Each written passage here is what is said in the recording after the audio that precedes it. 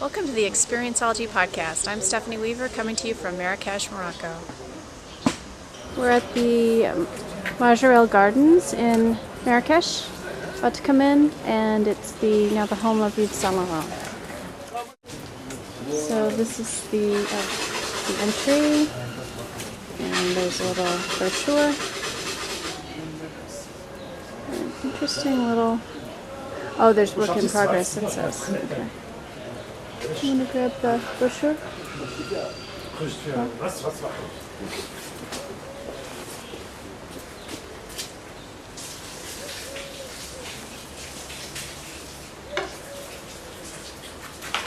And we've been told it's one of the most beautiful spots in Marrakech. Of course, the colors and the tile work are just beautiful.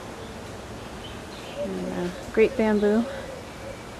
One thing that's interesting, and it's a little bit different than we might see, is that the brochure is simply a little description of who founded the garden and does not have any kind of wayfinding or map. All it has is the visiting hours. So that's a little bit different than you would find in the United States. It's a beautiful view over to what's probably the house. And we're right near the memorial to Yves Saint Laurent, who passed away at the beginning of 2008.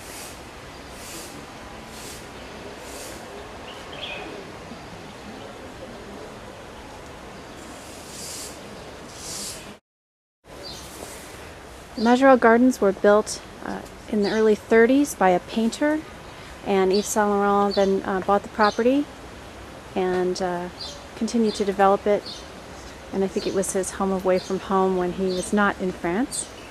You can tell that it's my favorite color, cobalt blue, and it's pretty stunning with the contrast of the plants and these nice vistas that they've created. One of the interesting things about visiting a private garden that's been open to the public is there's generally a lack of wayfinding. A lot of botanic gardens in the United States started out as private estates, so they have the same issue of how much signage do you then add in. Now, there's a wonderful wandering factor here at the Majorelle Gardens, but also you do get that sense of you're not quite sure if you're missing something. And as I mentioned, the brochure does not include any kind of a map, which would be a helpful addition to a location like this. But it's a wonderful place to wander, and if you do come to Morocco, I strongly recommend you visit it here in Marrakech. There is a small amount of wayfinding in the garden, and like many other places, the boutique is something they want people to find. So we're going to go check out what the boutique looks like. Sadly, I cannot photograph inside the store, which is fabulous, and I'm very disappointed because it had beautiful display as well as really just attractive merchandise, stuff we hadn't really seen before here. Little handmade soaps got wrapped up and put in the bag on the left, and then you get the carry bag with the Jardin Majorelle on it. Quite beautiful colors and just very striking, so a great store experience.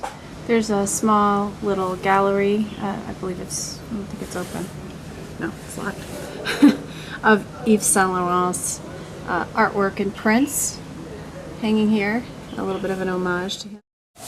Like every good tourist attraction, they do have a cafe, including Moroccan breakfast and continental breakfast, as well as express food, desserts, dishes, and inputs. Always enjoyable to see how things get translated. We enjoyed our visit to the Majorelle Gardens. They provided us plenty of seating as we were walking around. It was easy to find things like the store, which was great, as well as the cafe, which is always a nice service and does extend your stay time. I would have encouraged them to add a little bit more signage and also to maintain their signs to keep everything up to the same standards. But it is great that they offered lots of seating, which you should do at your institution.